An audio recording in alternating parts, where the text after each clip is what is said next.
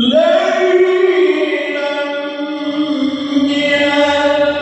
المسجد الحرام إلى المسجد الأقصى الذي باركنا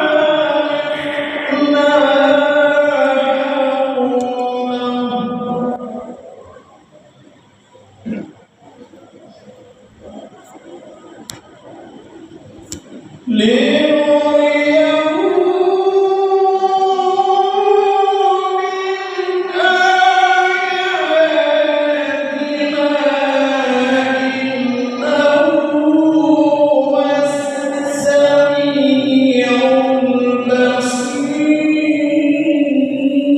البصير